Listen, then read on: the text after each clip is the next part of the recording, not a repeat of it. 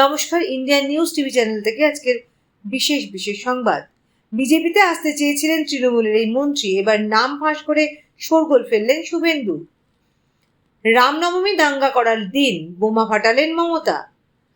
আর মাত্র কয়েকদিন, গরমের ছুটি পড়বে স্কুলে। দিন কি আরো বাড়লো? পরিবারের কেউ সরকারি চাকরি না করলে নিয়োগ নিয়ে বড় ঘোষণা খোদ মুখ্যমন্ত্রীর। ঝড়ের গতিতে বাড়বে বেতন, ডিএর পর সরকারি কর্মচারীদের জন্য আরো বড় ধামাকা। নয়া আপডেট আসছে বিস্তারিত খবরে। বিজেপিতে আসতে চেয়েছিলেন তৃণমূলের এই মন্ত্রী, এবার নাম ফাঁস করে শোরগোল ফেললেন শুভেন্দু। রাজনীতির আঙিনায় দল বদল কোনো নতুন বিষয় নয়। ভোটের মুখে যেমন রাজ্যের একাধিক নেতা মন্ত্রী ফুল বদল করেছেন, তবে এবার রাজ্যের এক মন্ত্রীর বিষয়ে বিস্ফোরক দাবি করলেন বিজেপি নেতা শুভেন্দু অধিকারী। বছর তিনেক আগেই মন্ত্রী তৃণমূল ছেড়ে বিজেপিতে আসতে চেয়েছিলেন বলে দাবি করেন নন্দীগ্রামের বিধায়ক। আগামী 19 এপ্রিল উত্তরবঙ্গের 3টি আসনে ভোট রয়েছে। তার আগে উত্তরবঙ্গ উন্নয়ন মন্ত্রী উদয়ন গুহকে নিয়ে এক বিরাট দাবি করলেন শুভেন্দু। সোমবার নির্বাচনী প্রচারে দিনহাটায় হাজির হয়েছিলেন বিজেপি নেতা। এই বিধানসভা কেন্দ্রের 3বারের বিধায়ক উদয়ন তার গড়ে দাঁড়িয়েই এদিন তাকে নিয়ে এক বিস্ফোরক খবর জনসমক্ষে ফাঁস করেন তিনি। এদিন দিনহাটায় সভায় দাঁড়িয়ে বিজেপি বিধায়ক বলেন, উদয়ন গুহ, আপনি কোথায়? আপনি বলেছিলেন বিরোধী দলনেতা দিনহাটায় এলে নাকি বেঁধে রাখবেন। আপনি দড়ি আনুন, আমি নিরাপত্তা ছাড়াই যাচ্ছি। এরপরেই শুভেন্দু দাবি করেন 2021 বিধানসভা ভোটের আগে তৃণমূল ছেড়ে বিজেপিতে যোগ দিতে চেয়েছিলেন উদয়ন। রামনবমী দাঙ্গা করার দিন বোমা ফাটালেন মমতা। আগামী 17 এপ্রিল সারা দেশ জুড়ে পালিত হবে রামনবমী। গত কয়েক বছরে বাংলার বুকেও রামনবমীর মিছিল বেরোতে দেখা গিয়েছে। গত বছর কিছু জায়গায় আবার গন্ডগোলের খবর সামনে এসেছিল।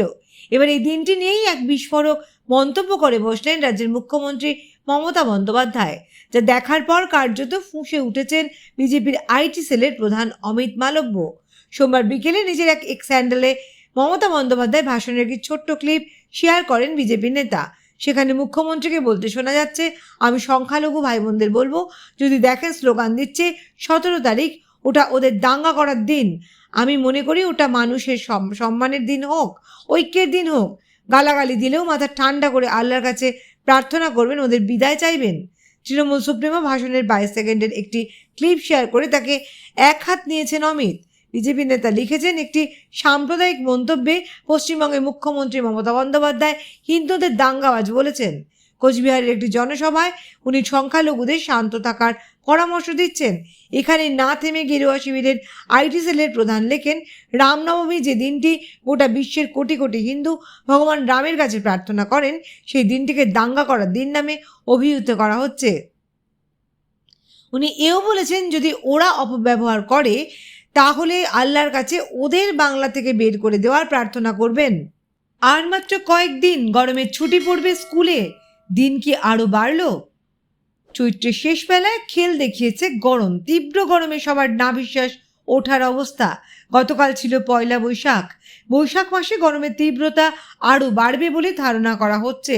এই অবস্থায় পড়ুয়াদের কথা মাথায় রেখে মধ্যশিক্ষা পর্ষদ গরমের ছুটি ঘোষণা করলো। তীব্র গরমের হাত থেকে পড়ুয়াদের রক্ষা করার জন্য এই উদ্যোগ নেওয়া হয়েছে পর্ষদের পক্ষ থেকে। বর্তমানে রাজ্যের বিভিন্ন জায়গায় সর্বোচ্চ তাপমাত্রা 37 ডিগ্রি সেলসিয়াসের কাছাকাছি রয়েছে। আর কিছুদিনের মধ্যে পারদ ছুঁতে পারে 40 ডিগ্রি সেলসিয়াসের ঘর। এই অবস্থায় পড়ুয়াদের যাতে অসুবিধা না হয় সেই কথাই মাথায় রাখছে পর্ষদ। মধ্যশিক্ষা পর্ষদের বিজ্ঞপ্তি অনুযায়ী রাজ্যের স্কুলগুলিতে গরমের ছুটি পড়তে চলেছে আগামী 6 মে থেকে। মে মাসের 9 তারিখ থেকে এই ছুটি দেওয়ার কথা থাকলেও পড়ুয়াদের কথা ভেবে কিছুটা ছুটি এগিয়ে আনা হয়েছে। জানা যাচ্ছে মাধ্যমিক স্কুলগুলিতে এক টানা ছুটি থাকবে। নির্দেশ দিয়ে বলা হয়েছে, গরমের ছুটি পড়ার আগে প্রত্যেকটি স্কুলকে শেষ করতে হবে ফার্স্ট টার্মেটিভ এক্সাম। গরমের ছুটির পর স্কুল খুলবে 2রা জুন। চলতি বছর রয়েছে লোকসভা নির্বাচনকে মাথায় রেখে এবছর মাধ্যমিক ও উচ্চ মাধ্যমিক পরীক্ষা এগিয়ে নিয়ে আসা হয়েছিল। অন্যদিকে নির্বাচনের জন্য পড়ুয়ারা বেশি দিন গরমের ছুটি উপভোগ করতে পারবেন। যে জেলায় যেদিন ভোট থাকবে সেই মতো ছুটি পাবেন সেই জেলার পড়ুয়ারা। পরিবারের কেউ সরকারি চাকরি না করলে নিয়োগ নিয়ে বড় ঘোষণা খোদ মুখ্যমন্ত্রীর। পশ্চিমবঙ্গে সরকারি চাকরি আর দুর্নীতি এখন যেন একই মুদ্রার এপিঠ ওপিঠ। এই কথা আমরা বলছি না, বলছেন বহু কর্মপ্রার্থী। বিগত কয়েক বছরে নিয়োগ ক্ষেত্রে একাধিক দুর্নীতির অভিযোগ সামনে এসেছে বাংলায়। দুর্নীতির জল এত দূর গড়িয়েছে যে বহু প্রাক্তন মন্ত্রী ও সরকারি কর্তারা এখন রয়েছেন কারাবাসে।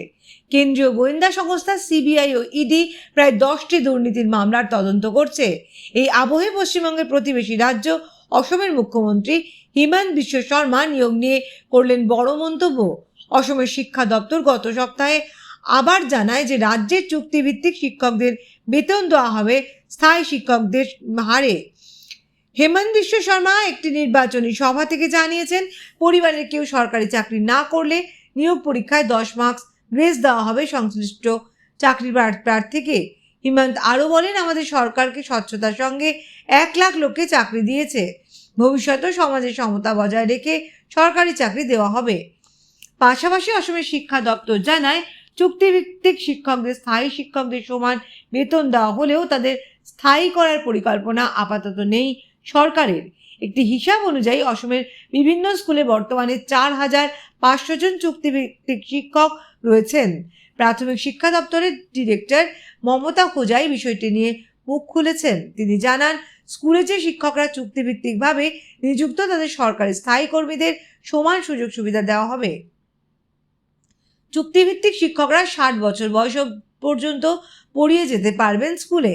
ততদিন তাদের স্থায়ী সরকারি কর্মীর মতো সুযোগ সুবিধা দেওয়া হবে।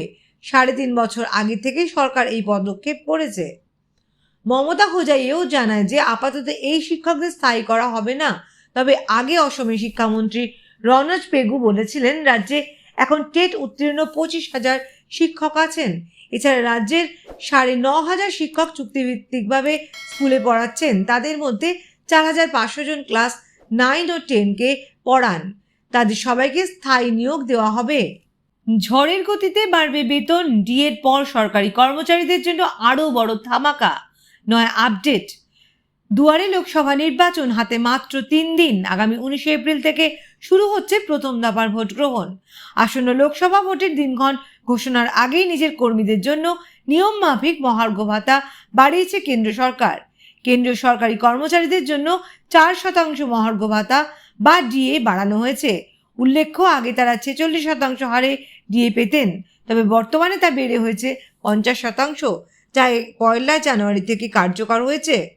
ইতিমধ্যেই মার্চ মাসের বেতনের সঙ্গে বর্ধিত হারে ডিএ পেয়েছেন কেন্দ্রীয় সরকারি কর্মচারীরা। শুধু তাই নয়, পাশাপাশি জানুয়ারি ফেব্রুয়ারির বকেয়া মহার্ঘ ভাতাও পেয়েছেন তারা। সম্প্রতি সরকারি কর্মীদের 6 ধরনের ভাতা বৃদ্ধি করেছে কেন্দ্র। গত 2 এপ্রিল এই মর্মে প্রধানমন্ত্রী মোদীর অধীনে থাকা কেন্দ্রীয় কর্মী ও প্রশিক্ষণ বিভাগের তরফে অফিস মেমোরান্ডাম জারি করে বিভিন্ন ভাতা বাড়ানোর ঘোষণা করা হয়েছে। তালিকায় রয়েছে children's education allowance, child care special allowance, risk allowance, night duty allowance, overtime allowance বাড়ছে। পাশাপাশি সংসদীয় অ্যাসিস্ট্যান্টদের জন্য বিশেষ ভাতাও বাড়ানো হচ্ছে। নিয়ম অনুসারে যখন ডিএ 50% পৌঁছয়, তখন বাড়ি ভাড়া ভাতা অর্থাৎ HRA বৃদ্ধি করতে হয়। আপাতত কর্মীরা সেই ভাতার পরিবর্তনের জন্য অপেক্ষা করছেন। তবে HRA পরিবর্তনের বিষয়ে এখনও কোনো নির্দেশ দেয়নি কেন্দ্র।